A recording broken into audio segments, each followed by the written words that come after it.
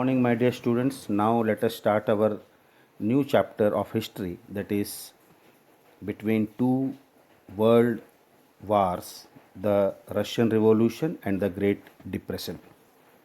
In 1917, the Russian Revolution forced Tsar Nicholas to abdicate, who was a monarchist. Russia experienced a second revolution in October 1917, which saw the establishment of a communist government. Germany adopted the Weimar Constitution, which gave all adult male and female, rich or poor, the right to vote. In Turkey, a democratic and secular government was installed on October 29, 1923, under the leadership of Mustafa Kemal Ataturk. Ataturk began industrializing his country, instead introducing introducing democratic law instead of a Muslim law, and setting up a modern education system for boys and girls instead of the religious madrasas. Taking advantages of economic crisis of Germany, Hitler and his Nazi party came to power.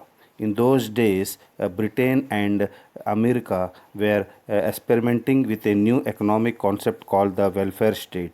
This concept is based on citizens' democratic right, a multiple party system, free and independent media, equal opportunity for all citizens, the right to education and health, providing employment for the people, helping the elderly, sick, etc. By 1929, adopting these welfare measures, they were able to come out from Great Depression. Now let us discuss about the Russian Revolution. This is the peak of Russian peasant family in Russia. The peasants who cultivated the land lived in serfdom until 1861. These serfs were bonded people who were prohibited to occupy an alternate occupation or leaving their village without the permission of their landlord. If a landowner sold his land, the serfs were also transferred to the new owner. Jar freed the serfs from their bondage in 1861. The landowners offered some land to the peasants, which was mostly less fertile or barren, or charged high rent.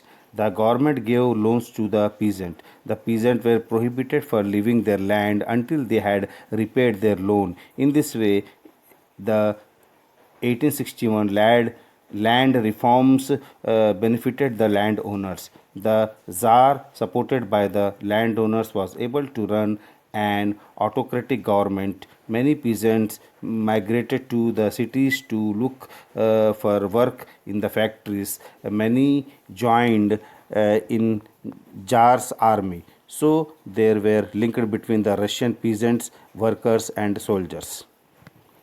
Our next topic is industry and workers. In the 1880s, the Russian government realized that the country needed to industrialize to supply the army that only large factories could manufacture. So, Russia invited foreign investors to set up large factories, attracting them with concession.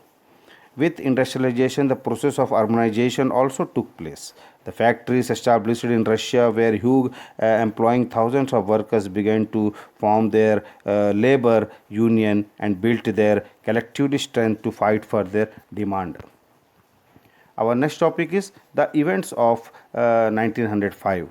In the absence of democracy and a democratic right in Tsarist Russia, people could not criticize the government, so they began to form secret organization and launched secret movements in many places because they could not openly challenge the state. In 1950s, a war broke out between Russia and Japan, in which Russia was defeated by the small Asian country. More than 1,000 workers were killed when the police fired on the peaceful march. Then the workers went to the Tsar's place in Petersburg to complain.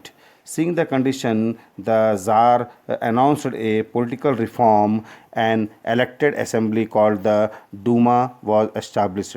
Elections were conducted in a indirect process. Majority people belong to the wealthy classes. They started to suppress the people, the movement, and over 10,000 people were killed and more than 75,000 were imprisoned in jails.